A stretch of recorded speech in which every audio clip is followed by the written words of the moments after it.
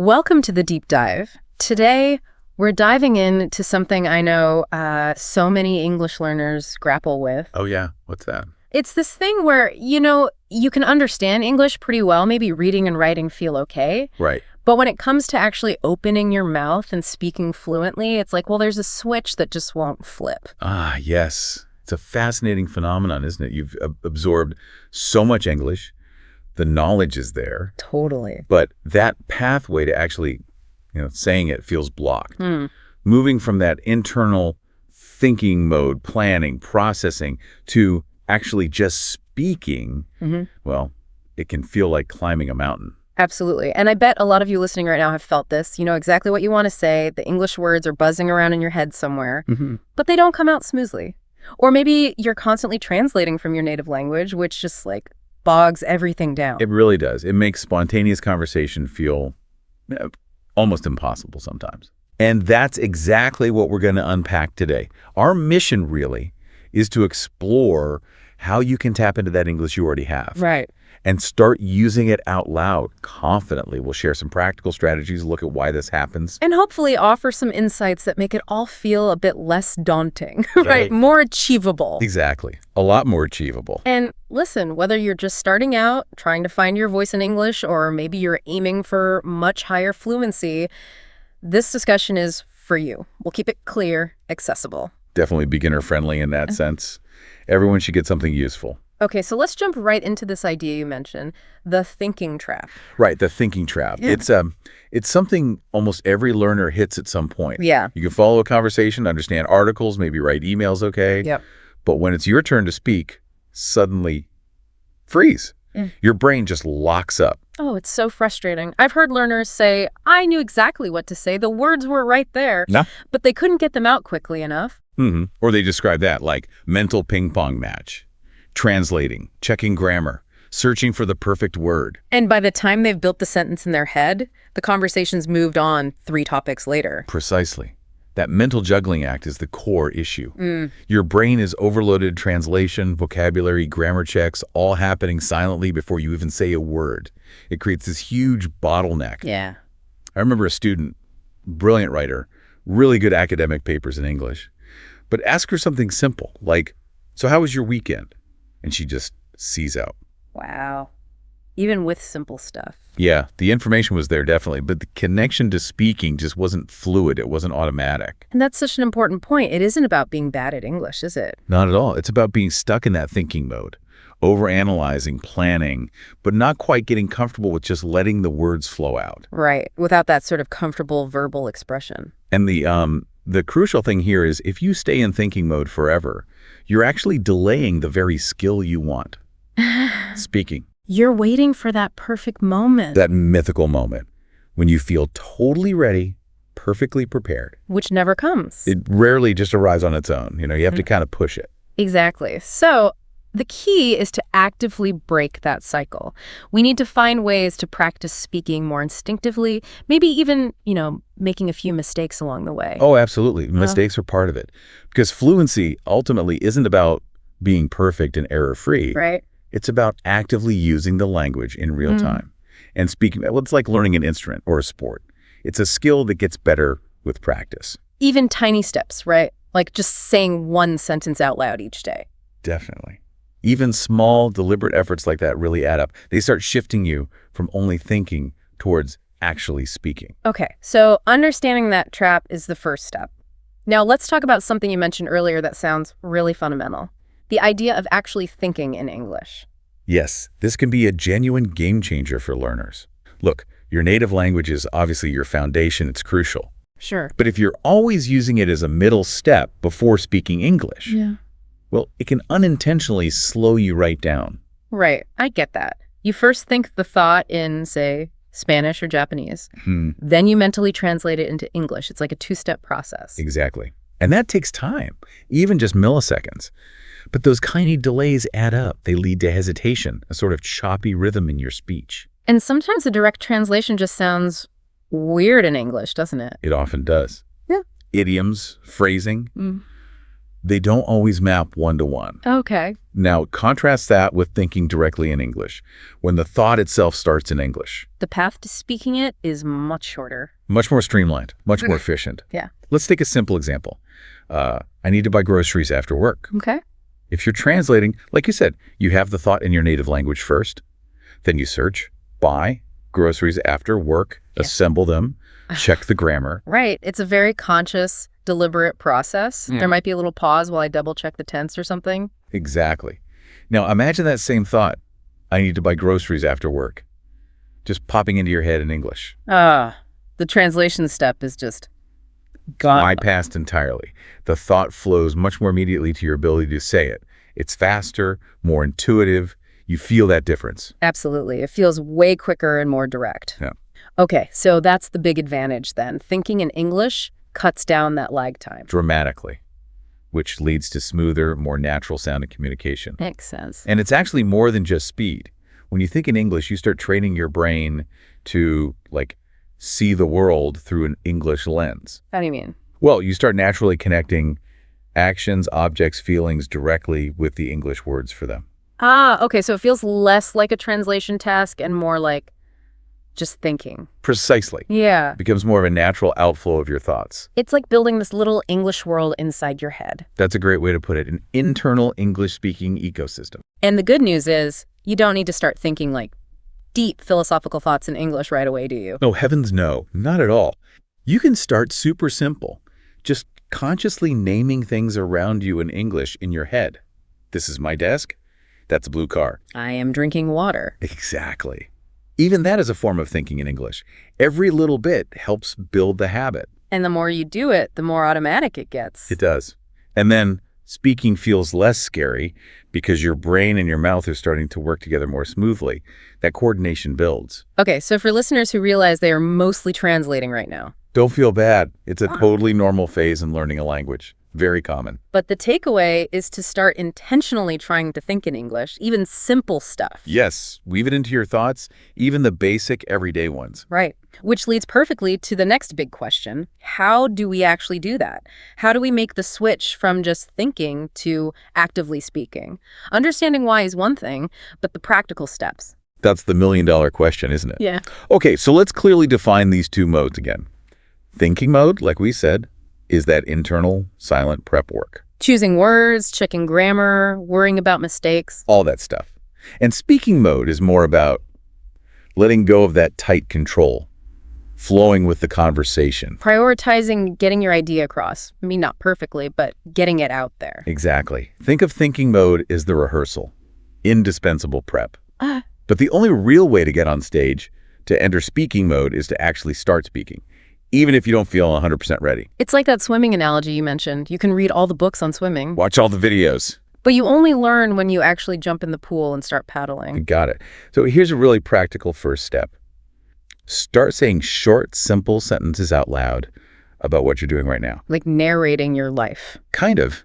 If you're making breakfast, say out loud, I am cooking eggs, or I need a spoon. These little verbalizations connect the thought directly to the act of speaking. And saying them out loud is key, right? Not just thinking them. Crucial. When you actually speak the words, your brain starts building those connections to your mouth, tongue, vocal cords. It strengthens those pathways. That's where fluency starts to grow. Okay.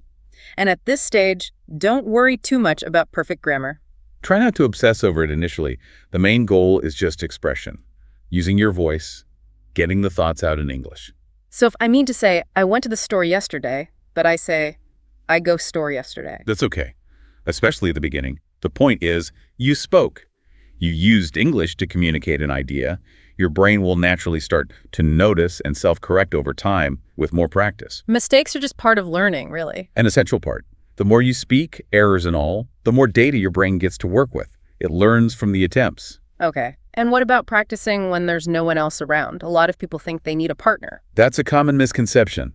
You absolutely can practice speaking effectively alone. There are lots of ways. Like what? Just talking to yourself? Yes.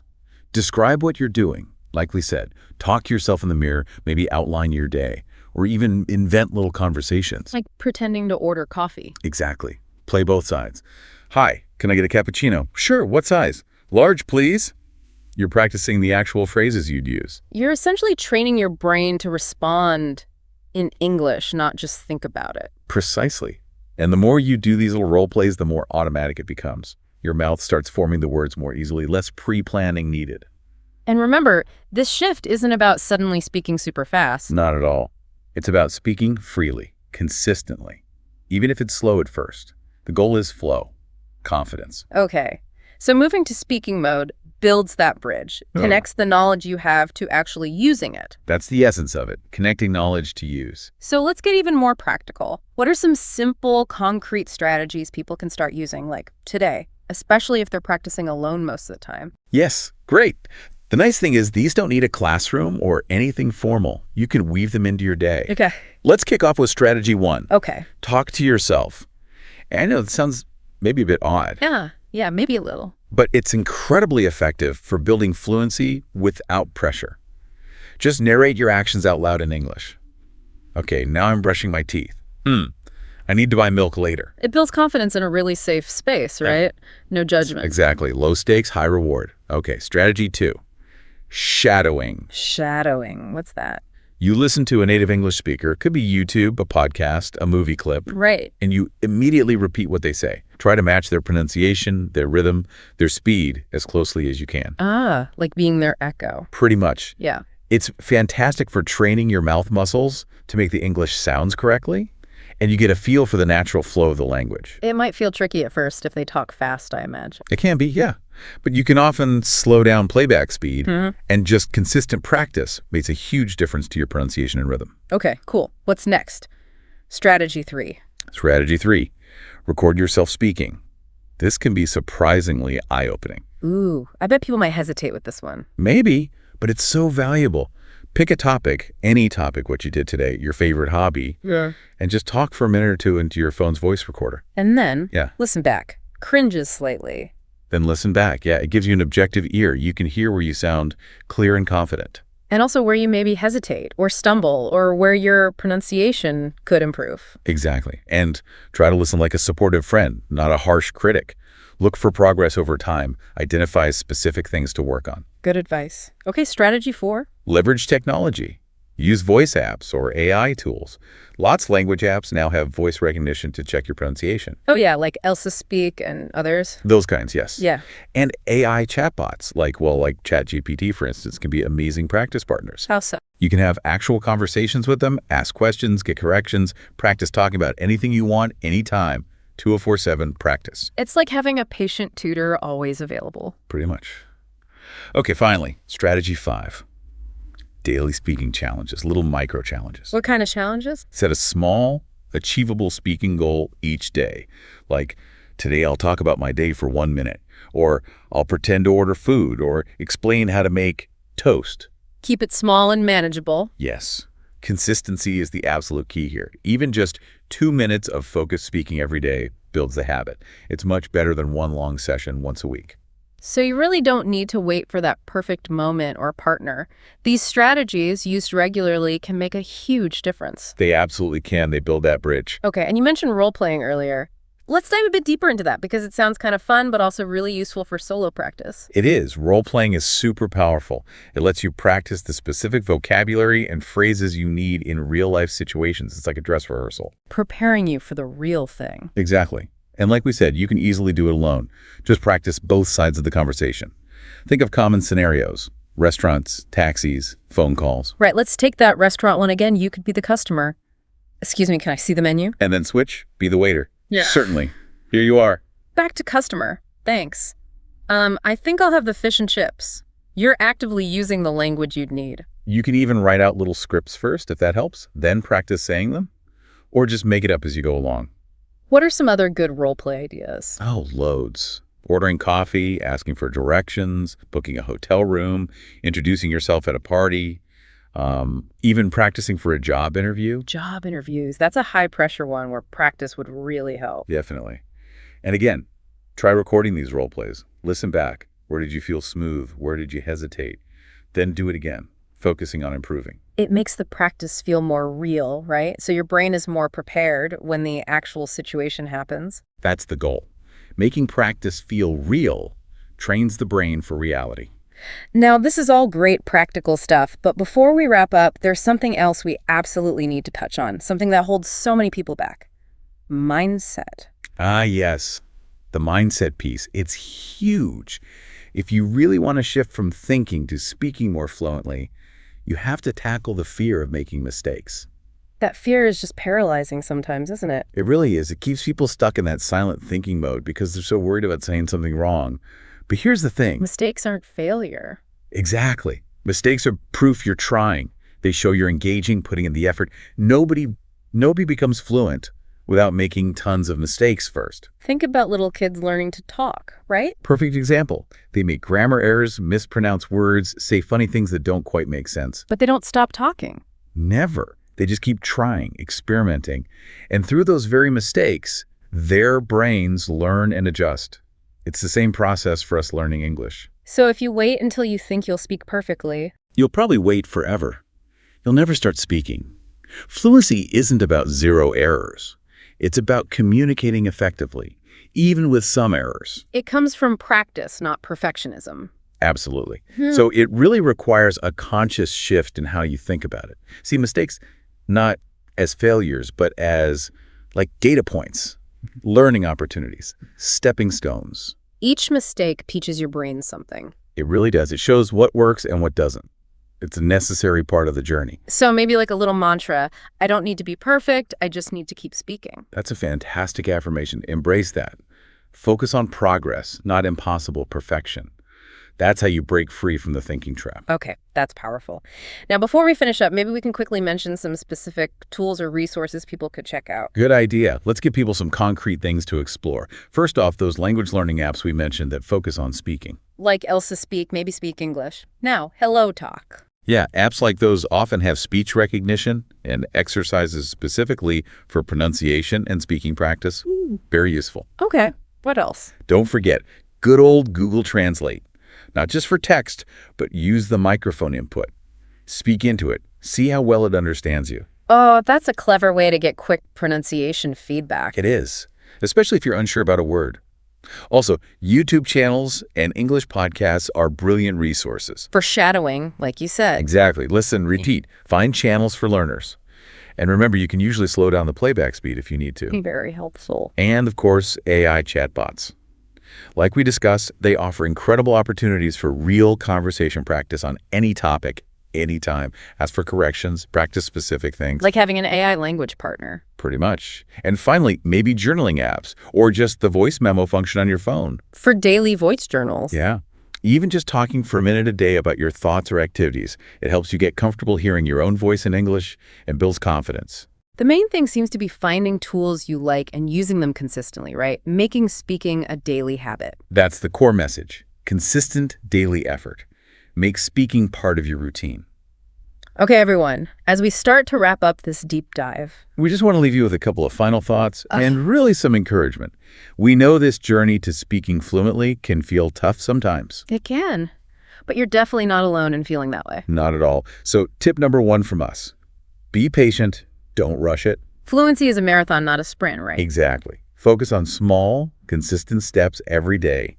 Even 5 minutes of real speaking practice adds up hugely over time. Okay, tip 2. Make English part of your actual life. Try talking to yourself in English while you're doing everyday things, cooking, walking, cleaning. The more natural it feels, the easier it gets. Precisely. And our final tip, maybe the most important. Be kind to yourself. Yes, be kind to yourself through this. You're learning something amazing, something complex. Every single word you manage to speak in English is a win. Celebrate it. Acknowledge the effort. Absolutely. You really do have the courage, and hopefully now you feel you have more tools and strategies too. Trust your ability to learn and improve. You're not just learning vocabulary and grammar. You're building a skill that will genuinely open up your world. Well, thank you so much for joining us for this deep dive today. We really hope it was helpful. Yeah, we do. And if you found it useful, maybe share it with a friend who's also learning English. And definitely subscribe to the deep dive if you haven't already for more conversations like this. And just remember that main point. Don't just think in English. Speak it. You've absolutely got this. You really do. Until our next deep dive together.